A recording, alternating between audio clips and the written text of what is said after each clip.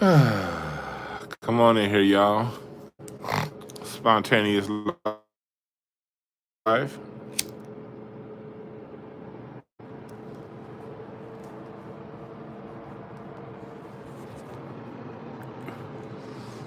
Come smoke with your boy. Live Q&A in the dark. See my teeth? I got goddamn. I ain't done. I've been neglecting my late night audience over the last 9 months to a year. I'm sorry, late night audience, the people that be up working swing shift. Y'all been telling me for a long time y'all like when I do my late night Q&As. And I've been neglecting y'all the last almost year. I've been doing a bunch of other things on YouTube. So y'all late night folks been catching my replays, but I ain't been able to talk to the late night folks in a minute. So Ty Quinn, come on in here. For those of you watching earlier, we're doing a Q&A, a reaction from this past week's content, what's been going on in the news and whatever. So hit the share button, hit the share button.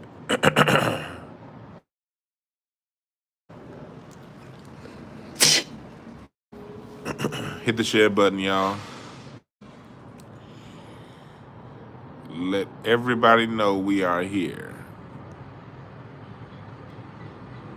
What's up, Kidsberry?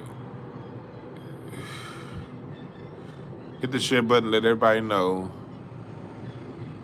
that we are here. So anyway, what y'all talking about? I ain't got nothing. I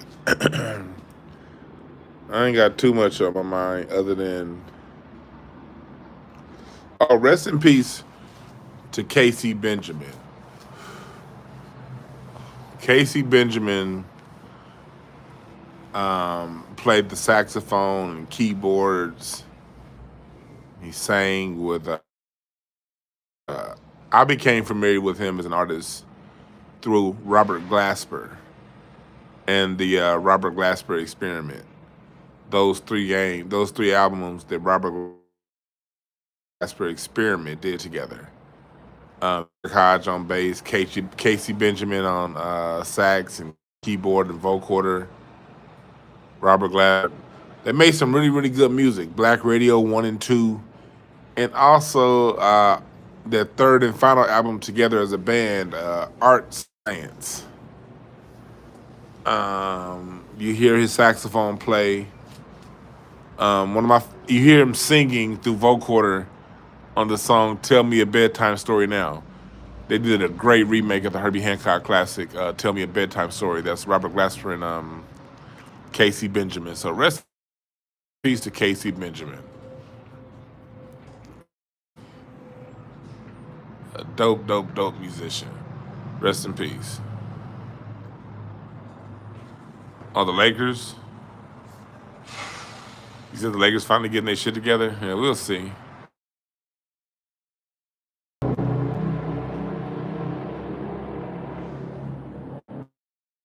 That's somebody calling me back.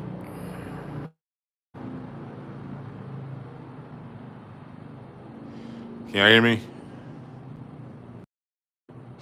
All right, we good. All right, cool. Oh yeah, rest in peace, Nipsey. 5 years. Damn. I remember where I was in Nipsey when Nipsey died. 5 years since Nipsey died. Damn.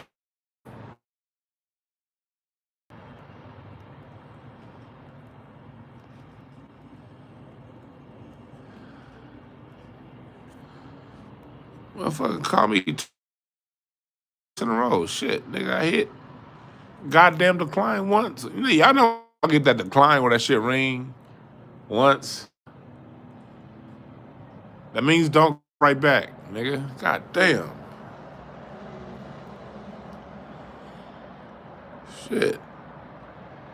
Yeah, but it's been 5 years since Nipsey died. I remember where I was when I got the news that he died. I was with my wife and her family. We were sitting at their table, and I'm reading through Twitter. I pick up my phone, and me and my wife's sister both kind of like were looking at our phones at the same time, and it was like, hold on, uh, people shot and one dead at the Marathon store, suspected to be Nipsey Hussle. I was like, what?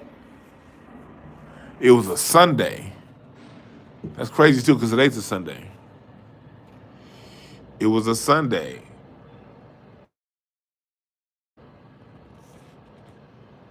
DJ Lundy, I'll get back to your topic. Remind me when I finish talking about Nipsey. I'll get back to your topic, DJ Lundy, but I'm gonna finish this Nipsey story. Nipsey, it was like, wow, because this is what you guys gotta understand. Slauson and Crenshaw, especially back then, was an intersection that I was passing sometimes 2 times a day. My grandfather was still alive. You know, my parents. I my parents today. I had to pass Crenshaw and Slauson if I'm going from my grandparents' house to my parents' house or vice versa. I was working in South Central, so I had students and clients. I had kids I was working with in that area. I had just walked out of my job in the last day job that I had, March 5th, 2019. So I had just finished that job, but I was on mental health leave from severe PTSD because one of my kids that I had worked with had gotten murdered, and I saw it on the news. And I'm just watching a random news story, and I see this kid running away. I look closer. That was a kid that I spent 2 years of my life sewing my heart into.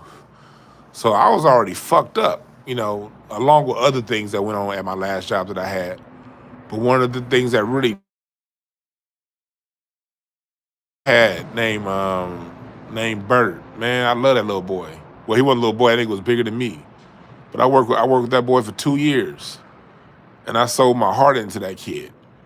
And even when I stopped working with that kid, I would go to schools, to the school he used to go to, and he was like the big bully on campus. And he would tell other kids, "You better listen to Dwan. Dwan, he would tell, he was my little enforcer. Nigga was like but he was my little enforcer. That nigga was like 6'4", 290, 280. And I used to tell him like my father told me, ain't nobody boy, people ain't gonna fight you. You too big. These streets, and he was the reason why I'm bringing this boy up, because he stayed over in 60s hood. He stayed in the same hood Nipsey's hood was in. So that's why I had so much PTSD around this time. And that's why to this day I can't really talk about my old job that much, because I still have way too much PTSD. Most of my memories of that job is blocked off. I can't access those memories, and thank God I can't access those memories. I thank God every day I can't access a lot of those memories. Um, but this kid that I worked with stayed over in that hood, over in 60s hood. So I would pass the Marathon store a lot to go see this kid. Sometimes I would go and kick it with my parents. And then I'd be kicking with my parents, and then I would, when I was on the clock, my break, whatever, I'd be at my parents' house, and I would leave there and go see this kid, and I would pass the Marathon store all the time. And right before Nipsey died, I'm looking at the news one day, and it's like murder in South Central LA on Western and Slauson. And how the news be like, they give a little teaser, then they come back. Then I'm watching the news, and the news just seen this kid run. I'm like, this big motherfucker running. And he ran, and then see somebody else chasing him, someone smaller than him. And then the freeze frame stopped right on his last moments, because he jumped in somebody's car, saying, "Man, can you go off?" And the person pulled up and shot him in the car. And his last moments, right before he got shot, the news freeze. And I'm like, yo, Then they said the name of the kid. Boy. And this was a kid that I told him. I told this boy for 2 or 3 years, stop fucking with people. I don't know what happened when what led up to his murder or whatever, but I put my heart and soul into this kid. And he stayed in 60's hood. He stayed in Nipsey's hood. And Nipsey was an inspiration to this kid because he saw where Nipsey came from. They was from the same hood. Well, this kid wasn't from 60's. He just stayed in 60's hood. He wasn't from 60's. This nigga didn't bang. He'd whoop your ass by himself. You know? That's one thing I will say about that generation. He didn't bang. This nigga will fuck you up on his own. But he still stayed in Nipsey's hood. But Nipsey was still an inspiration to this kid. Like, as long as program, I would still see him at school because I would be in these schools all the time, and he would see me and he would talk to me. We was talking about when the Marathon album, like I would see him, and you know when he remembers the Nipsey, the neighborhood Nipsey, you know, them selling mixtapes on the corner Nipsey, and he was a little kid, 7, 8 years old when Nipsey was like, you know, a teenager and in his 20s. And so this kid got to see the whole development of Nipsey. This is why I'm bringing this whole Nipsey story up. I'm going to bring it back around to 5 years ago today, the day Nipsey Hussle got murdered, and why Nipsey meant so much to L.A. Because a lot of you niggas outside of L.A., y'all don't understand how much Nipsey meant to us here. You know what I mean? You know me, I'm not even all the way, you know, I would buy his mixtapes from the corner because I saw him out there on the corner of Slauson and Overhill and Stocker and La Brea. But I would just buy the CDs and toss them in the back. I wouldn't even put them in. I'd buy his CDs and turn on the dramatics. You know what I mean? That's me. I'm an old school nigga. But anyway, this kid that I was working with, I would always tell him, like, bruh, and I would work with him on, you know, his behaviors. Because when he was at, you know, middle school, he would get mad and knock over bookcases. He would, like, literally, like, I mean, one time he roughed up his teacher. And through 2 years of working with this boy, I got him to really pull his behaviors back and his reactions back. So I'm watching the news and the freeze frame. Imagine this. Imagine sowing like a lot of time into somebody in your heart. Because when I had this kid, he was one of my first kids I had at that job. So at that time, I didn't know how to protect my heart. Like now, I'm an expert now. But back then, I was in my 20s when I first started working with this kid. I didn't know how to protect my heart. I would just sow in the motherfuckers because that's what I'm used to doing. I didn't know that you had to build a spiritual protection, water protection around yourself. I didn't understand that you had to psychically, you know, create an aura around yourself and cleanse yourself and, you know, purify yourself and take care of yourself. I didn't understand these principles at that time in my life. At that time in my life, I would spend my vacations coaching basketball with a different set of kids. I didn't take a vacation for myself outside of a Miami trip or Essence Fest trip here and there. I didn't take a vacation for myself for about 7 or 8 years because I spent all of my vacation time coaching basketball with a different set of kids. I'm coaching in Vegas at this tournament, coaching in Oregon at that tournament, coaching in, you know, in and around town. So that was my life during my 20s and early 30s, was working with kids from my day job to my leisure time. I didn't have any time for myself. You know what I mean? And so, but this particular kid was a kid that I cared, I would say, more about than the other kids because I saw myself in him so much. He was big like I was big. You know, when I got him, he was 5'9". You know, he was in the 6th grade, 9, you know, 200 pounds. And then the last time I saw him, long after I had graduated him, and I would just see him on campus, he was like 6'4", like 310. And but and he was bipolar. He was as nice as a teddy bear, but if you fucked him off, he was mean. That boy was mean if you fucked him off. I was one of the few people he didn't get mean with. Well, anyway, his last moments on Earth, this sorry-ass Los Angeles, California news, KCAL9, did a fucking freeze frame from the camera view that they had from the street, and then pow, pow, pow, he's gone. And part of our connection was Nipsey.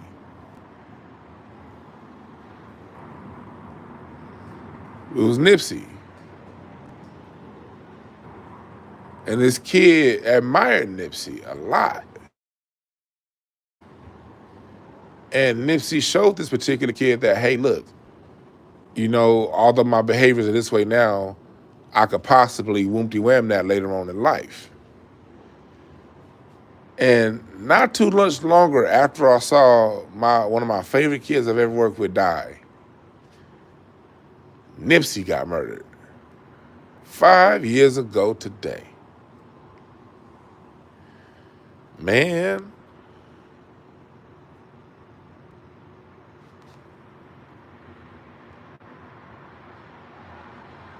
brother.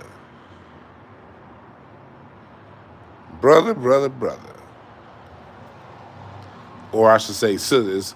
Sorry for you ladies out there. Sister. When that Nipsey, like, and I had just walked out of that job March 5th, 2019. Like, I had a situation at that job to where, like, the PTSD was getting real. And I had, like, a new manager, and she was on some shit. And I just had a trigger. And I saw one of the other managers, and that other manager saw the way I was looking and the way I was shaking. She was like, hey, Dwan, if you got a therapist, nigga, you need to go. And I hadn't been to a therapist in a minute at that time. That's why I'm such a big advocate for mental health, because I know how much therapy did for me. I know how much therapy did for me. And I walked out of that office. I hit up my old therapist. I hadn't seen this therapist probably in about 3 or 4 years. And I hit her up, and she was like, I got an appointment. I got a session space tomorrow. And I went in there. She saw the way I was looking. She said, you need to quit now. And she wrote a prescription, and she was like, I'm taking you off work now. I'm like, hell nah. I'm DwannBrown motherfucking Brown. You ain't gonna take me off of here. I'm gonna go at my own pace. Let me at least go back, you know, get some money, do this, do that, whoop-de-wham, boom-de-bam, and I'll leave at the end of the month. And she was like, hell nah, nigga, you on the edge, nigga. And she was like, hell nah.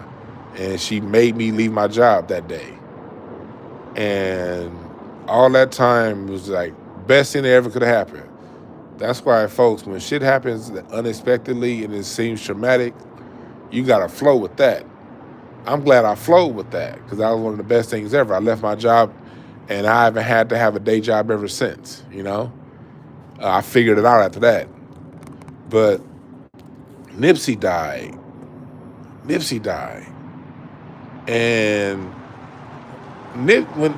I can say this, 5 years after Nipsey's death, LA has really changed. It's a different. That's what makes me believe, and I know that there was more to his death than just some old random ass nigga killing him. No, it was bigger than that. My homeboy Moses painted that mural right across the street on Crenshaw and Slauson at the U.S. Bank building. And those of you who are longtime listeners, y'all have heard these stories when I've done if you go back 2 years, I did a full breakdown on Nipsey's murder and why I think that it was something that the LAPD pieced together. But because I had a homeboy that painted that mural right across the street that said that it was police monitoring that goddamn store every day. These two white dudes would just be sitting across the street at the Louisiana Chicken and over at Slauson Donuts, just staring at the goddamn store, looking at it all day. But the day he got shot, all of a sudden, they're not there.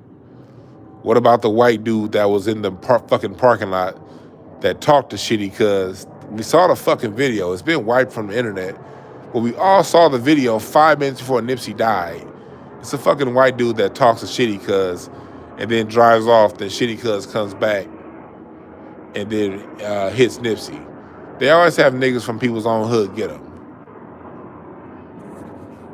You know what I mean? But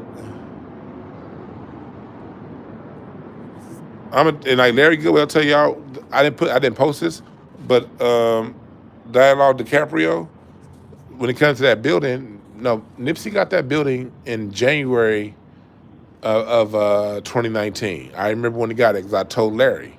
I called Larry. I said, man, I don't feel good for Nipsey. I said, they're gentrifying my city right now, especially that corner. They putting in that train line right there. They're gentrifying that area heavy. And a black man just got this building. I know LA, when black men make certain moves at certain times, the city finds a way to take care of you, you know? This is what you people that's not from LA gotta realize. This is why it's such a gangster mentality in LA. You got people that are formerly in gangs, and you got people like me who are not in gangs, but I don't give a fuck, nigga. I don't give a fuck. I have zero fear. When you born and raised in a city in South Central LA, you just not scared of these motherfuckers. You just not. And you know, we under such a police state here, but that shit, you still ain't scared. You know, like, these motherfuckers don't scare me. And so it's because that's just a mentality here. You got to realize the LAPD, there's a reason why the mafia is not in Los Angeles. Do you guys understand that? That's like not by happenstance. The mafia made it to Vegas. They ran Chicago. They came to LA, but the LAPD had a mob squad. That was a real story. They had a mob squad in the 1940s.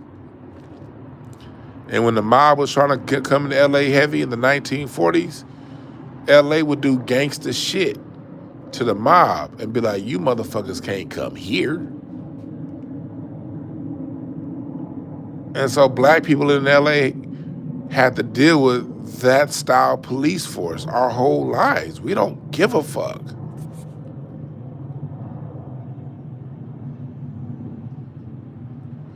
Oh, you say you live on 6-7 Normandy? Yeah, it's different. Like, we different over here. That's why sometimes when I hear people that's not from LA always saying, oh, you from the West, you don't know. All right, nigga. You got to realize, LA niggas stand with they nuts, and we are the minority of minority in this city. I'll be damned if somebody that's from a majority black city say anything about a nigga from LA. If we had y'all kind of numbers in our city, nigga, what? We've always just been a small segment of this city. We ain't never made up nowhere near no 50% of this city. And I be having niggas that come from 67% black cities trying to tell me something about what we know out here in LA. If you don't sit your monkey ass down, nigga. If you don't sit your ass down, fuck out of here. But Nipsey had that. And Nipsey really was, he represented the heartbeat of the city, like Kobe. Kobe also represented the heartbeat of LA. That's why I like people that's really from LA. They'll never fuck with LeBron James because that nigga's too sensitive and weak. There's a certain grit to LA. When you live in a city to where you gotta pay $3,000 a month to live in the hood where gunshots ring out.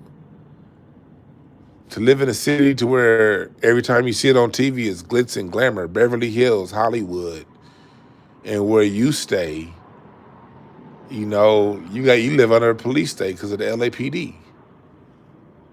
It's a different grit.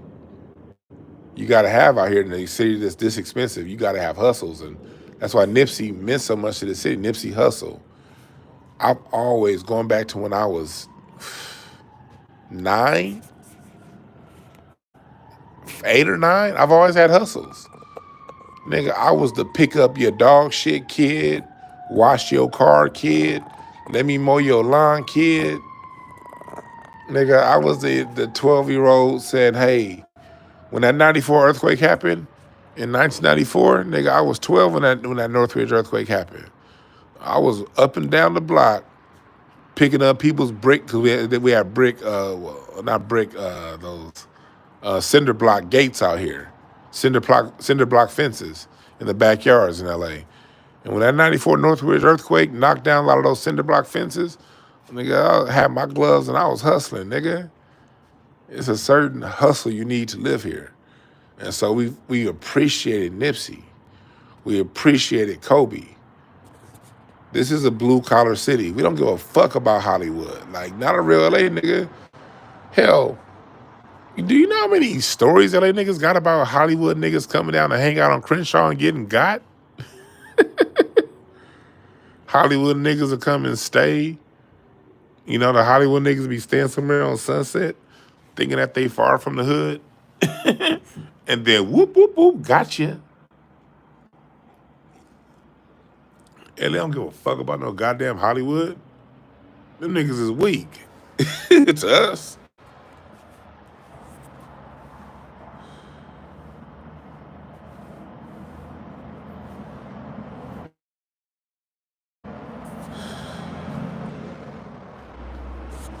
Yeah. Kobe really was, you know, yeah, slap that like button. Kobe really, we lost Kobe and we lost Nipsey. Them were two black men that truly represented the heart of LA. And I can honestly say 4 or 5 years later, the LA's a little bit different.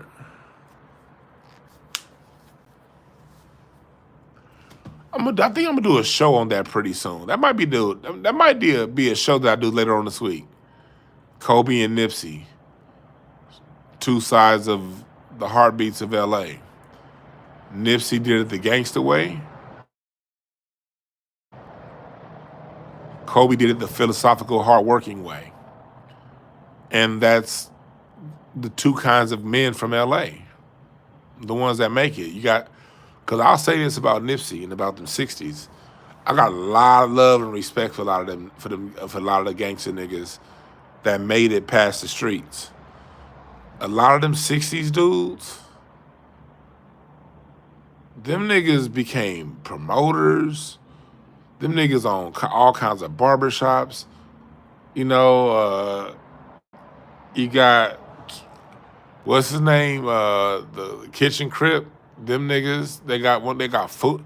These niggas got food trucks out here, Trap Kitchen, all flavor, no grease. The food truck game in LA is popping. A lot of them niggas is Taco Bell. A lot of these cats is, I'm not naming names. I'm saying, I'm not telling you guys which one's is street and which one's not, but I'm just saying a lot of these dudes is vendors. A lot of these cats done moved to Vegas. I know one dude that's 60s. This nigga's a lawyer now. This nigga moved and went to the University of Chicago, got a law degree in Chicago, came back. I know like a lot of these niggas that like, they was in the street, but a lot of these dudes really like, they plumbers, they got business, nigga. I'll say that.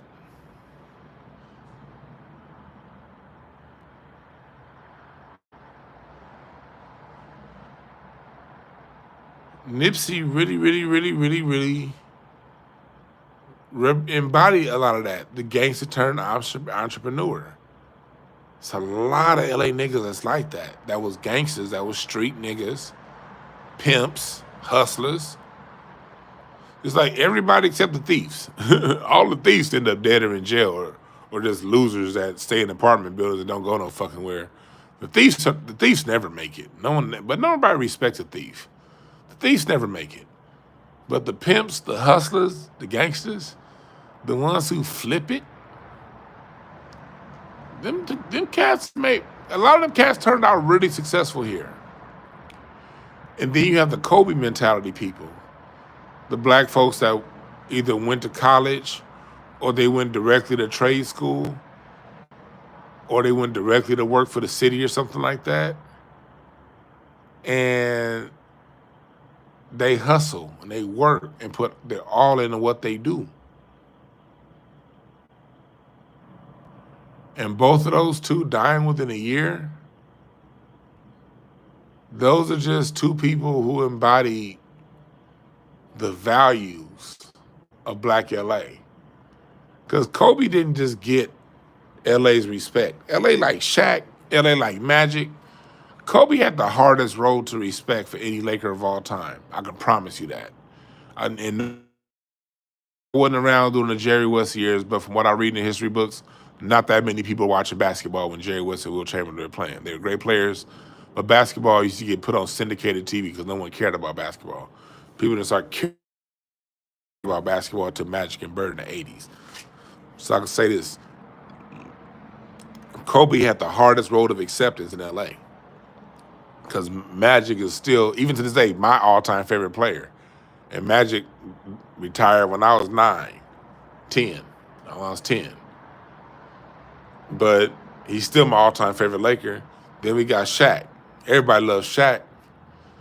Kobe was like the spoiled little rich kid. Like, who this little rich-ass nigga going to prom with Brandy and shit? But we saw how he worked and how hard he worked. And we saw how Kobe didn't give a fuck. He didn't make no excuses. Playing. We always knew, even if we had a bad shooting game, if we was in a few points, we had a chance to win. And Kobe just worked and he worked. And then when Shaq left, we hated that nigga again. Like, man, fuck Kobe. He ran Shaq out of town. And then we saw how much work he put in with them sorry-ass Smush Parker, Chris Mim years, Kwame, and those Luke Walton years, and how he took them sorry-ass niggas to the playoffs. He just embodied our values. And those are stories that I think I'm gonna have to be the one to tell that story.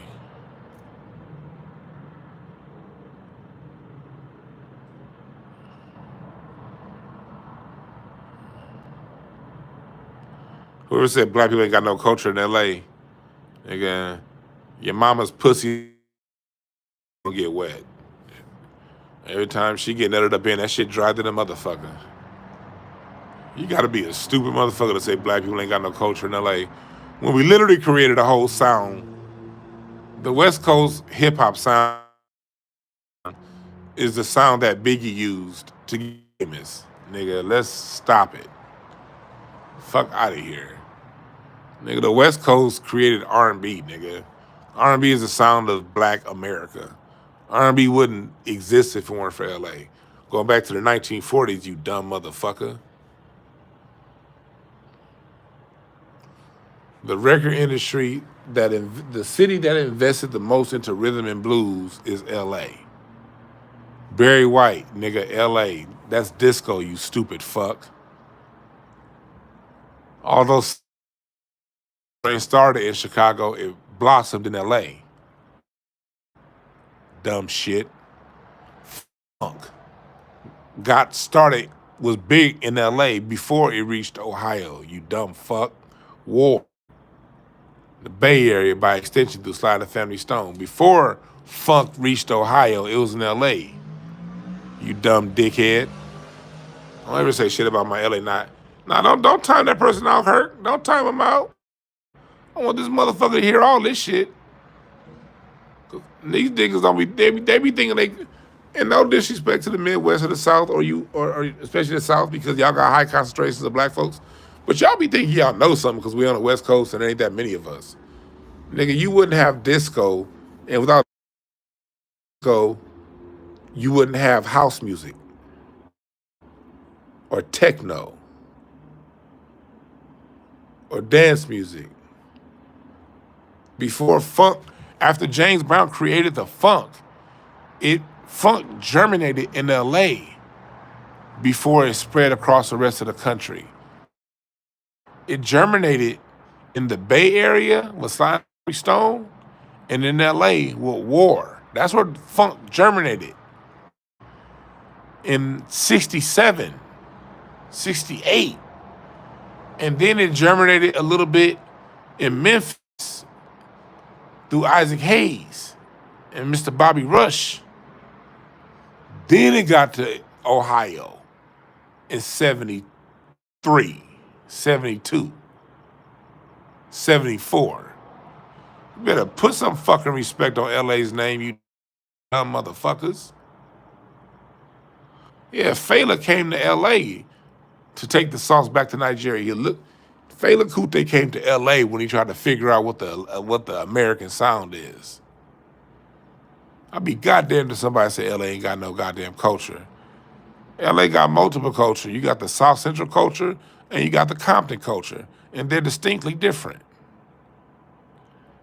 LA got Schoolboy Q and Kendrick.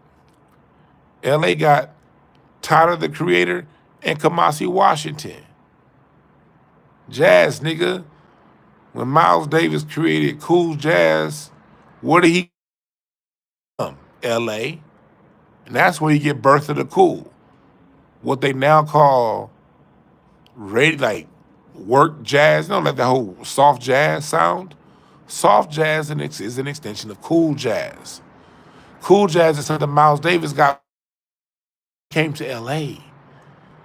Because when he was in New York, he was doing bebop. And bebop wasn't his theme. So he came to LA and created an album called Birth of the Cool. Now what you now know is soft jazz. That's LA. Fuck out of here. Yeah, Terrence Martin.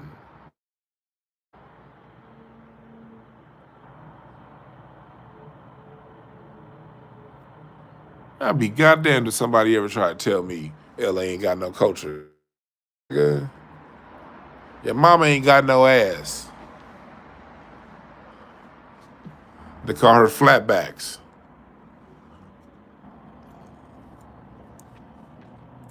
Fuck out of here. LA ain't got no culture. Nigga, you an orphan. You said some shit like that to me, nigga. And no disrespect to orphans.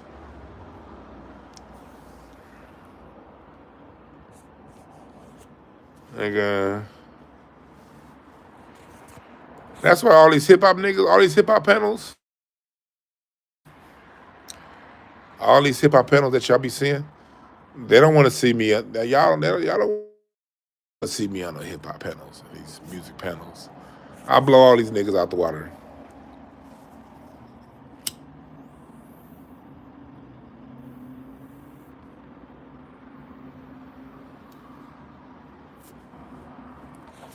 Because I'm not going to stick to some limited conversation. I'm going to expand the conversation.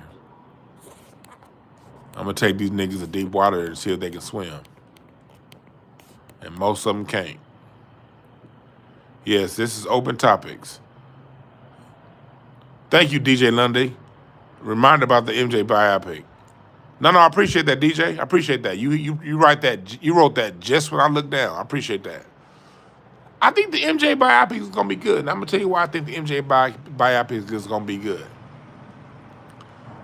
For no other reason than the homegirl Nicole's view. She's on Twitter, she's a homie. We became cool over the last few years. She's been great at exposing the truth behind a lot of the Bill Cosby stuff and also the Michael Jackson stuff, and she's been on it. And because of her, she was my introduction to Taj Jackson and the Jackson family. And she's really been on top of, curating Michael Jackson's legacy. And Nicole has been telling me that everything so far looks A-okay, from the casting to the directing. She didn't really like the casting of Domingo, that the non-black American, as Joe Jackson. She didn't really like that casting. But last we talked about it, she said everything's been looking on the up and up for the MJ biopic. I personally, full disclosure, have not been paying too much attention to it, but I have been paying attention to what Taj Jackson has been saying. And Taj, so far it looks as if he is okay with the biopic. It looks as if Taj, it looks as if Taj. Hold on, let me turn my Bluetooth off. There we go. Okay. It, from what I've seen so far, Taj has been okay with everything. So if Taj is okay with it, if Nicole is okay with it, then it's gonna be cool.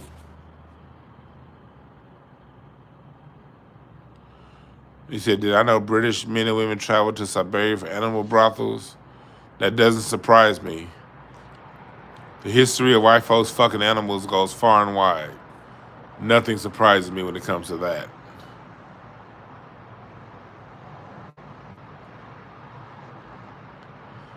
Niggas always talking some shit started in the South. No, R&B did not start in the South, nigga. No, it did not. R&B has more of a. If you're gonna say it started anywhere outside of it, it really started. R&B really started in Los Angeles. It's an LA based sound. But if you're gonna say it came anywhere, you're gonna have to go to Chicago. Sorry,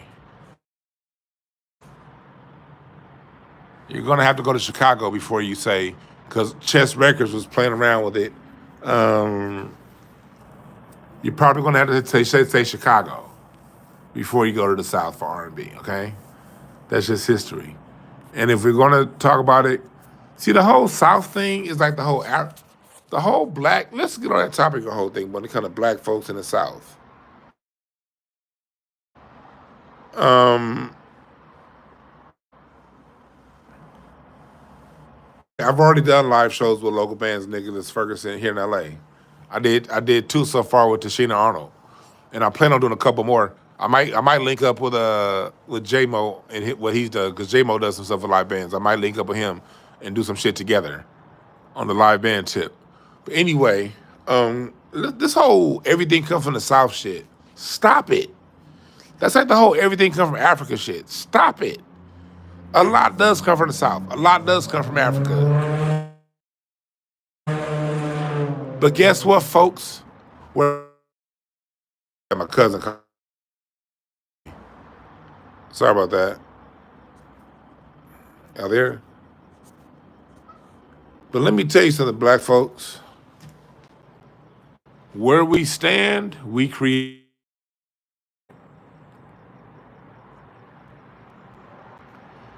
We create where we stand. Wherever black people live, we create some shit. And what we create where we stand is a sonic interpretation of where we currently stand. The South has its own flavor, but other parts of the country have a flavor too. Okay?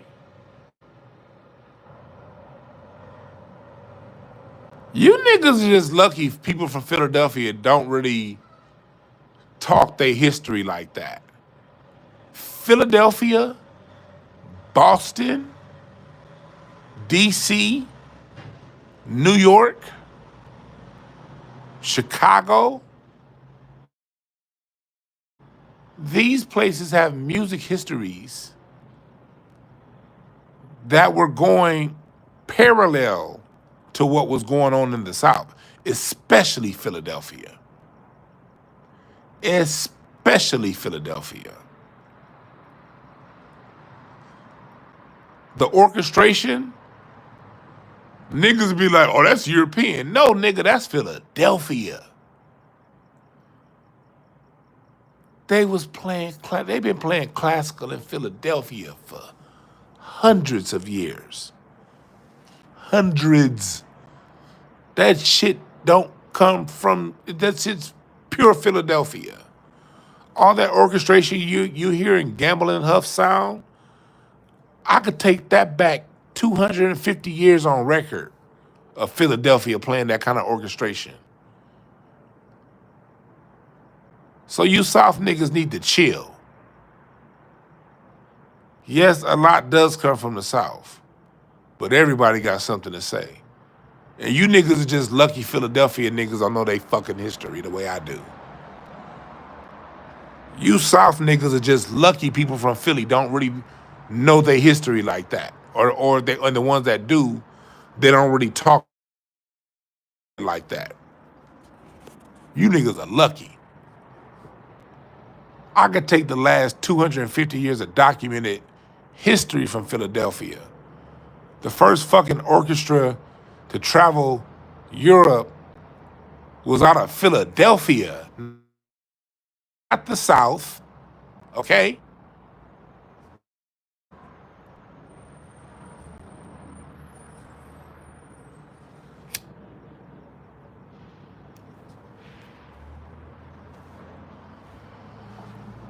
The first free black churches were in Philadelphia, not the South. When it comes to the history of the black church in the South, do you guys know, and this is according to J.A. Rogers, The History of the Negro Church, there was still a major debate on whether or not to allow the slaves to be Christian in the South in the 1700s, in the early 1800s. It was the North. During the times of slavery, by the way, the North was practicing slavery at this time. The North didn't abolish slavery to 1834. But it was in 1807 that the North was allowing black churches and black people being able to practice our music in church. It was in Philadelphia. It was in Boston this shit was going on.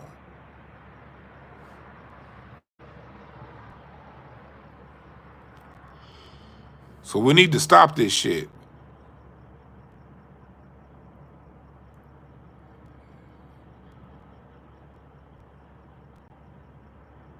Yeah, we do need to get past the divisive stage, but at first, before we get past the divisive stage, everything needs to get called to the carpet. You cannot clean a room unless you sweep under the rug, vacuum under the bed, move the dresser and the couch around, sweep the dust and lost change from under the couch in between the pillows in the couch. That's how you clean house. You got to get dirty before it get clean. And when I say get dirty, we can't just get past this whole everything comes from the South shit. A lot of stuff do come from the South. But you South niggas, the orchestration does not come from you. And orchestration is a major part of our music. That comes from the North. The singing, a lot of the vocal styling was happening in the North.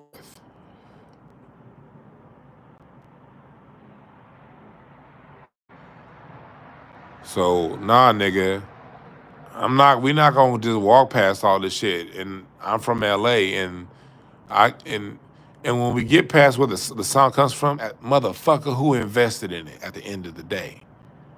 The major investment in the sound we call rhythm and blues came primarily from Los Angeles, secondarily from Chicago. After that, Philadelphia, New York, then Atlanta, and Memphis. The top 4 cities to have the record labels, and don't say the South was poor because the South had record labels. The South was doing music too, but they were focused on other genres of music. The city that paid a special attention to rhythm and blues was Los Angeles. And don't say, well, everything happens in LA. No. The 2 biggest markets of recording at the time was in Chicago and New York. In the 40s, Chicago and New York were the 2 big markets for recording music, not LA. LA was far behind Chicago and New York. But LA paid especially close attention to rhythm and blues. And it was in the investment in rhythm and blues that really started the LA recording market to start to boom.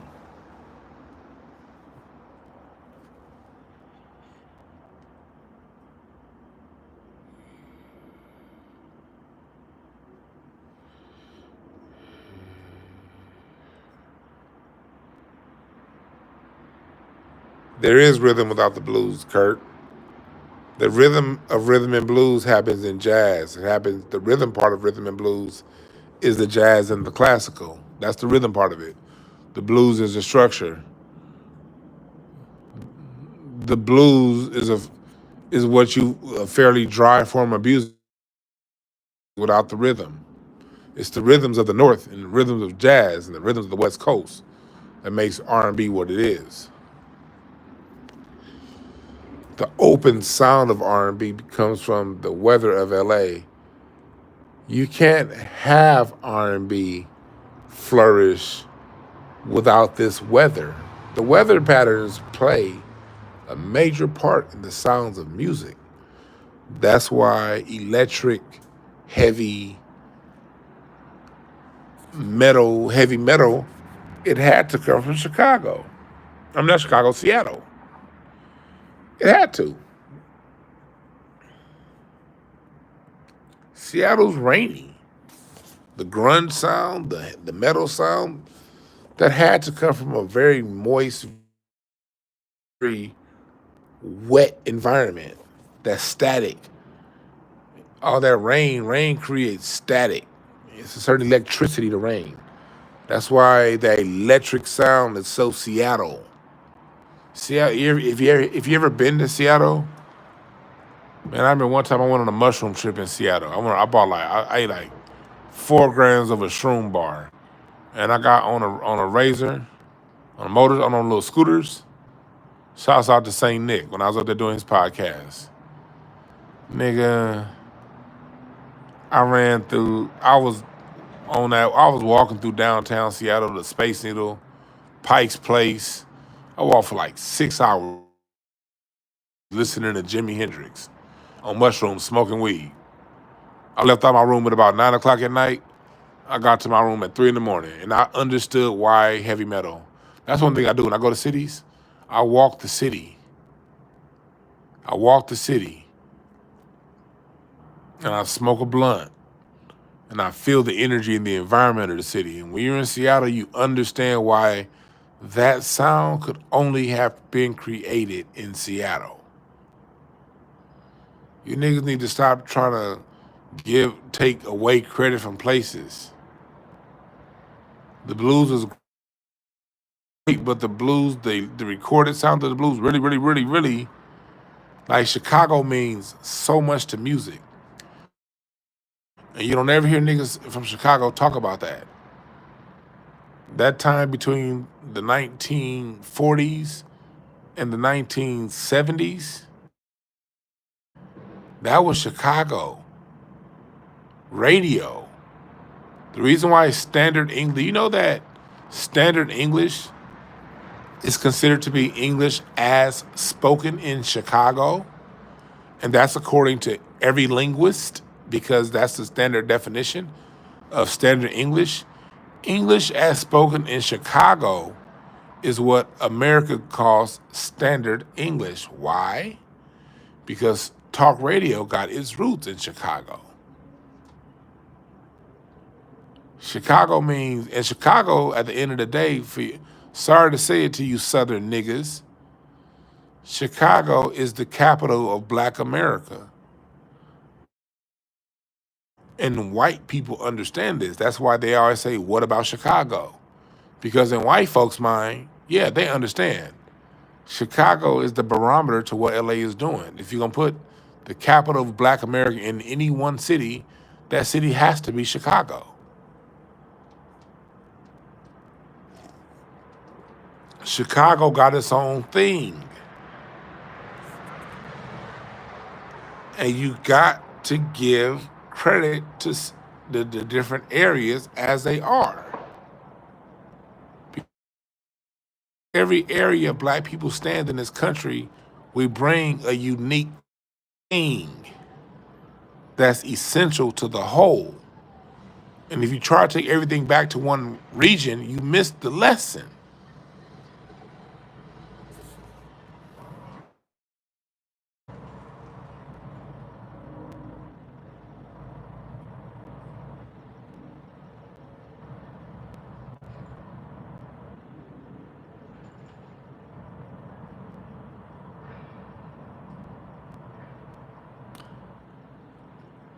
Somebody said they had a debate league. I mean, joining no goddamn debate league. Fuck out. Debate what? Nigga, you on some? You got like a Sodnetter channel or some shit?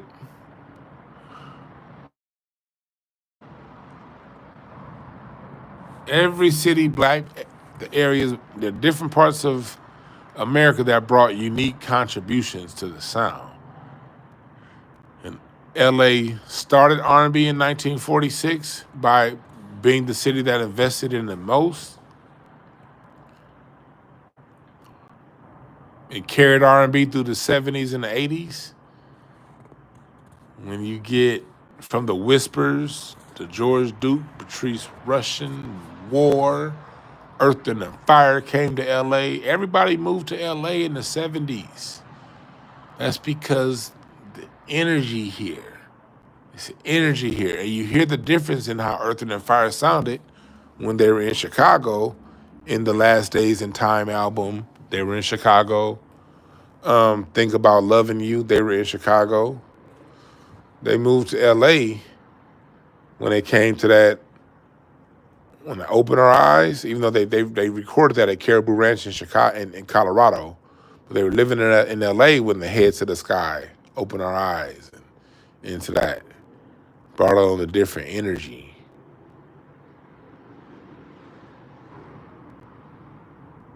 Solar Records, Rolls Royce, Barry White, Roy Ayers.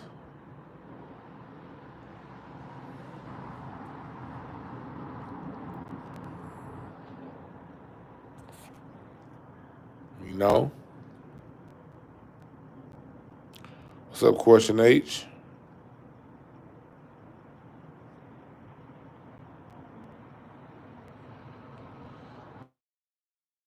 South. And we all like the South. That's another thing, the selfish thing about you Southern niggas. Like, you like the South. Do you know how fucking big the South is? That's where if you just say the South, that's like, okay, yeah, that's like where 80% of black people in America are. Like, okay, Atlanta and Memphis are distinctly different. Miami and Jacksonville are distinctly different. Mobile, Alabama is distinctly different from Shreveport, Louisiana. Dallas is distinctly different from Memphis. Nashville is distinctly.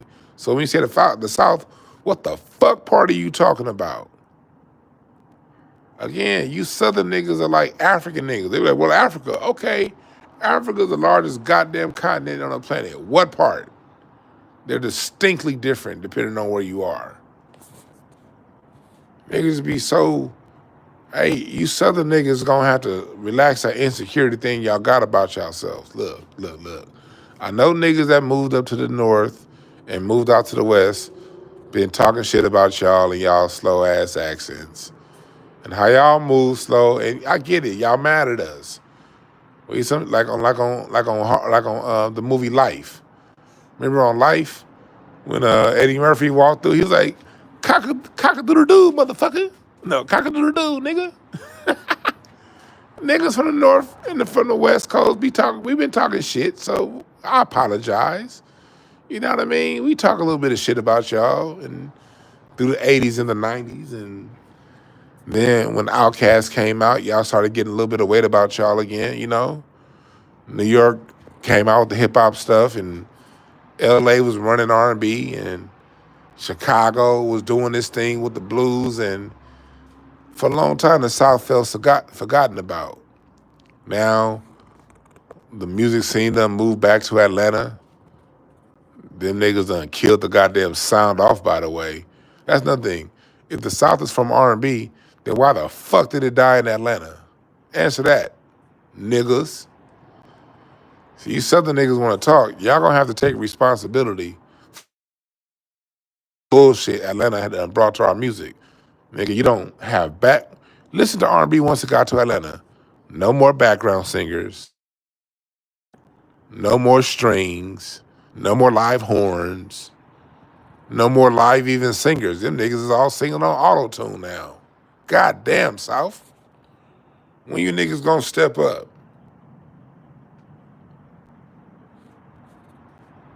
Maurice is from Memphis, but he got his music baptism in Chicago. Go read Maurice White's biography. It was in Chicago where he got baptized. And then brought his brother, Verdine White, and Fred White from Chicago, along with Philip Bailey and Larry Dunn. And Larry Dunn was the sound of Earth, Wind & Fire. They're from Denver. Philip Bailey and Larry Dunn, the nucleus of Earth, Wind & Fire, is from Denver. Al McKay was here in L.A., the guitarist. And Charles Stepney, the music arranger that really gave Earth, Wind & Fire its sound, was from Chicago. Okay? The Earth, Wind & Fire sound had it was Maurice White's band, but it was Larry Dunn's groove on the keyboard, Denver, Charles Stepney's arrangements, Chicago, Verdine White on the bass, Chicago, Al McKay on the guitar, L.A., because he was with the Watts 103rd Street Band before he got with Chicago, with Earth, Wind & Fire. The Isley Brothers is Ohio. Ohio has its own thing that's distinctly different from the South. See, the South will get to claim a whole goddamn region while the rest of the country got to take these small little pieces of land. And like, Ohio's a small little piece of land relative to the South. Philadelphia is one city. And then they'll be like, the South is like 100 goddamn cities, nigga, goddamn. How you gonna go one against, the South is Houston, Dallas, Memphis, Atlanta, Jacksonville, not to mention all the little small ass cities, New Orleans, Miami, Orlando, Tampa. God damn, that's a whole lot of fucking cities. Charlotte, Richmond, Virginia, god damn. Newport News. Shall I keep going? And then you niggas are one of all them goddamn cities that encompass the South. Y'all want to take credit from one little ass city like Philadelphia. Like, dude, Philadelphia, they ain't even talking about the region of the upper Northeast. There's one little ass city. And then somebody will come in, well, the South? Nigga, which state are you talking about?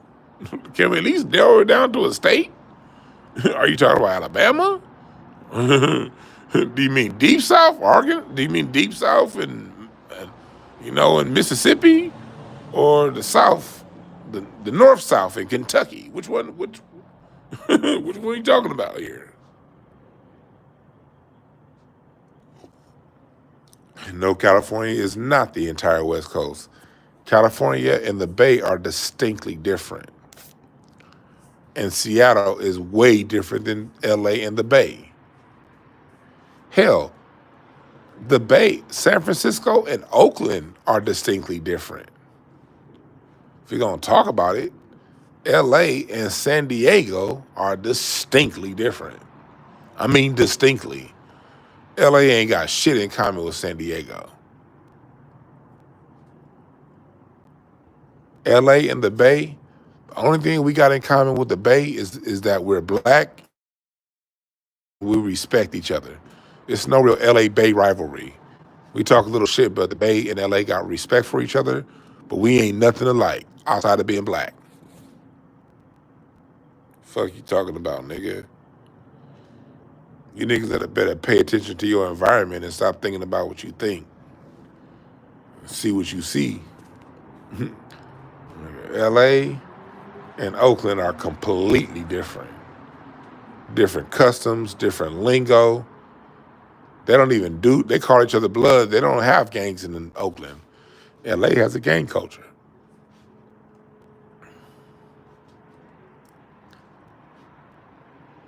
Hell, South Central niggas and Compton niggas are kind of different and have different musical sounds.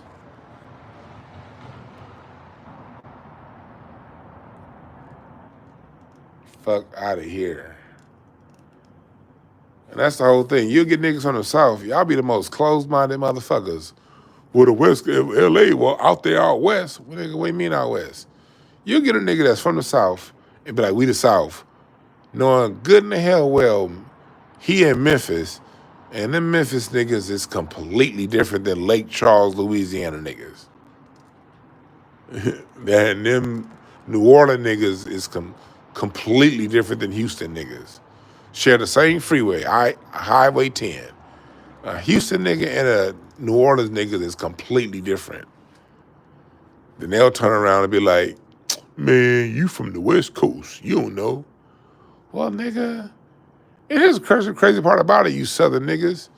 Your cities be like 2 and 3 hours apart. Nigga, it's a 6-hour drive to get to Oakland from L.A. Nigga, y'all city, it be like Jacksonville to Atlanta is what, a 3-hour drive? I mean, from Birmingham, not Jacksonville, from Birmingham, Alabama to Atlanta, that's like a, what, 2 or 3 hour drive? Birmingham culture and Atlanta culture are completely different. Different pace, different ideologies. And I've been in both cities. They're vastly different. Birmingham, Alabama, and motherfucking Atlanta. Nigga, they didn't even pick the same goddamn crops as slavery in them 2 goddamn cities. But then they'll turn around, well, that come from the South. No, nigga, that came from L.A.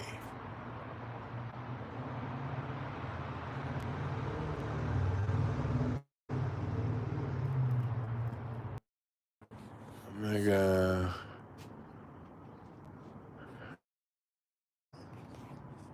Fuck out of here. And them Seattle niggas is different than them Tacoma niggas. I've seen it. Seattle niggas and Tacoma niggas is different.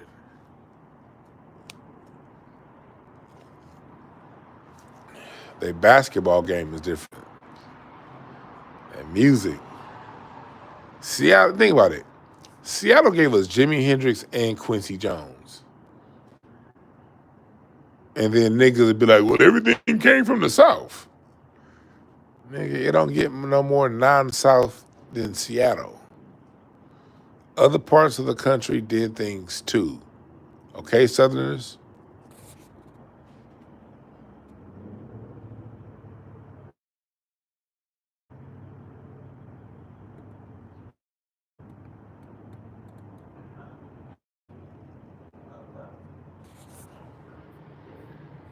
Goddamn South. Don't be like them niggas. Don't be like them. Everything is African niggas, Southerners. All right. Don't be like them. Give respect to black. See, I'm from L.A., but do you see how easy it is for me to respect? You see how much love I give the city of Philadelphia, and Detroit, and Chicago? It doesn't offend me, cause I'm secure. I know. We done did so much good, man, nigga.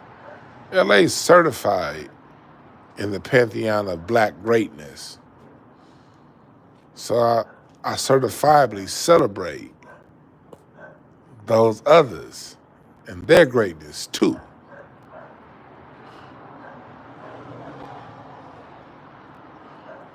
And if my Southern niggas gonna keep claiming everything, I'm gonna need you to bring back some of that greatness. Okay, if y'all wanna claim something, well, bring back that LA style militancy to Southern rap. How about that? Let's hear Southern rap embrace the anti-establishment LA sound in hip hop. Let's do that. Take that back, South. Hey, South, bring back live instrumentation with your R&B. We never stopped there. Nigga, Terrence Martin and these cats, even Death Row Records, live instruments. We never got rid of live. That's why R&B still lives in LA. Because we ain't never got rid of live instruments, not even in our hip hop.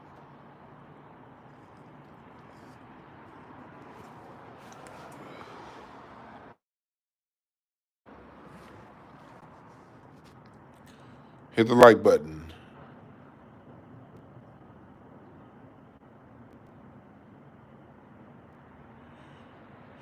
Hey, that's a good point, Thiz. The Bay took the sound to Atlanta. I'm glad you brought that point, Thiz, in the chat. If I could highlight from here, I would. Yeah. Too Short reinvigorated the South. Too Short brought legitimacy to the South. Wasn't nobody paying attention to the South. Niggas about, oh yeah, Outkast is cool, but and Too Short went to the South before Outkast came out. He would go back and forth. Nigga, Percy Miller got his game in the Bay and then took it back down to the South and created No Limit Records. But there is no Limit record without the Bay. Let's not get it twisted. Before Babyface and L.A. Reid went down to Atlanta, Babyface was out here in L.A. learning the game. My wife has stories when she was 5 years old of Babyface coming by the house to be mentored by her father in music, in the music production side of the game. How Babyface would come by the house and he was this shy dude. This back when Babyface was with The Deal. He was like this really shy dude. My wife has stories when of like being a 5 and 6 year old and Babyface coming by the house to get some of that LA game from Mr. Carmichael before he went down to the goddamn South.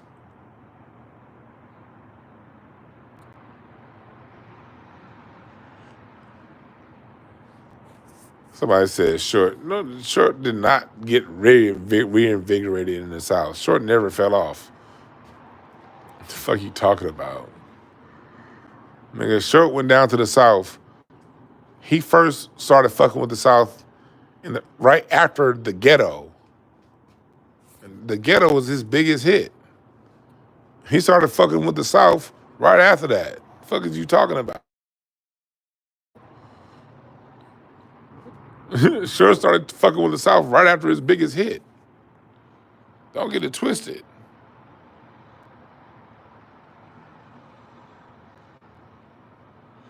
You say you living in ATL when Too Short moved down there? Yeah. Too Short put Little John on, made Durfee. Understand that. Too Short wanted to sign Little John when he was like 13. Don't get it twisted. Too Short put a spotlight on Little John. Just like Too Short put a spotlight on Kid Rock out of Detroit. Too Short gave shine to NWA when they was coming up.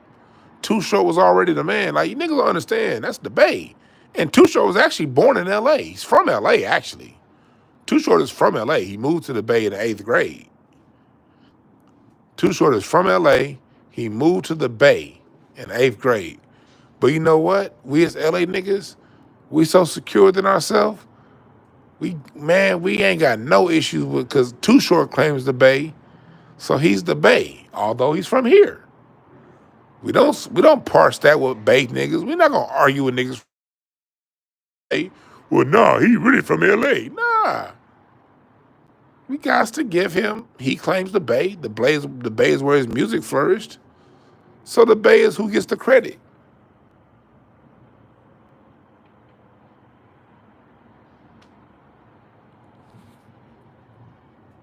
Too Short was the name that was doing the shows and putting NWA on, putting Ice Cube on. You gotta realize Too Short and LL started at the same time. LL was on the radio because of Def Jam, but Too Short was making the money because he was getting the sales on the streets. And that whole getting it to crack off from your trunk, that whole hip hop hustle, that's Bay Area. Straight up Bay Area. But these so-called hip-hop historians don't like talking about that, because if you're talking about the Bay Area, you can't include Jamaicans and Puerto Ricans because they weren't living in the Bay Area at that time.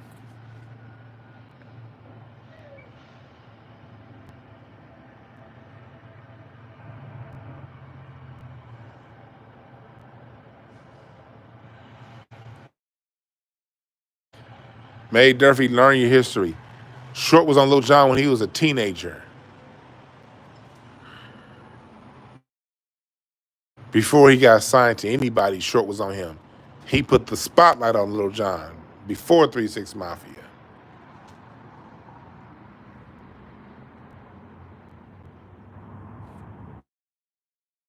So Lil Jon said,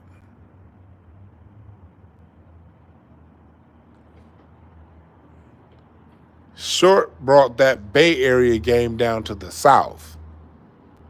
You Southern niggas need to pay some fucking respect. Master P brought that Bay Area game down to the South. Niggas. If you Southern niggas had y'all shit together the way y'all like to stick y'all chests out of, y'all be winning more. Y'all got the biggest numbers down there. Y'all got, hey, South niggas, y'all need to humble yourselves. Y'all got the numbers. And with the numbers, y'all in the same condition niggas in the West and niggas in the North are in. Black Americans are in the same conditions nationwide. The only difference is you niggas got the numbers. So chill. All right? Chill. Just chill. Just chill. Let everybody be great, and we'll all get along famously. Just let everybody be great.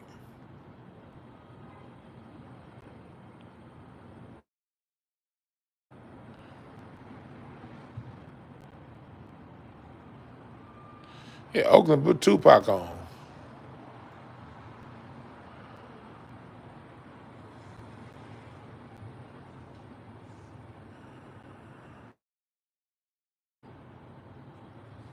That's the problem. One city, Oakland, a city in the area or the Bay Area that is not even the majority of the population in the whole Bay, they'll make that one small city compete with the whole fucking region, the South, that goes from Texas to the Atlantic Ocean.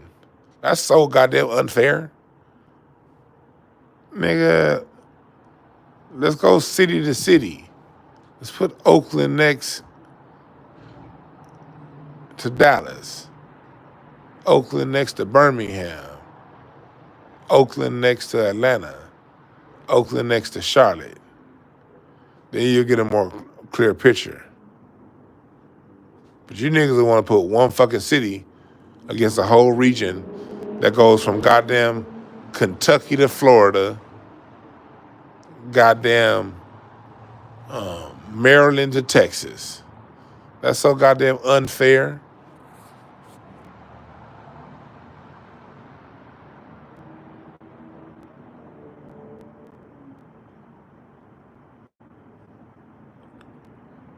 Well, if it ain't no goddamn jobs, you gotta create jobs.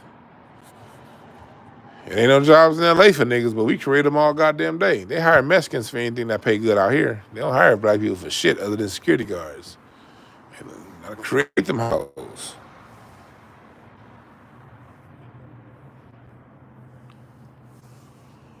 But I didn't plan on talking this long. I'm about to get the fuck up out of here. I've been talking to you niggas. I did an hour and a half show earlier. Now I'm talking to you niggas again for an hour and a half. I could talk a whole goddamn lot. Go back and listen to the show earlier about Lizzo.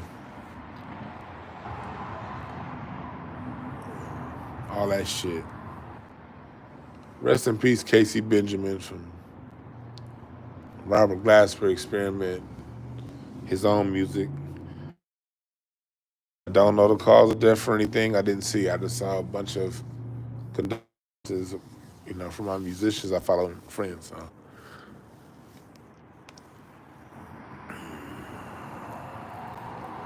All right.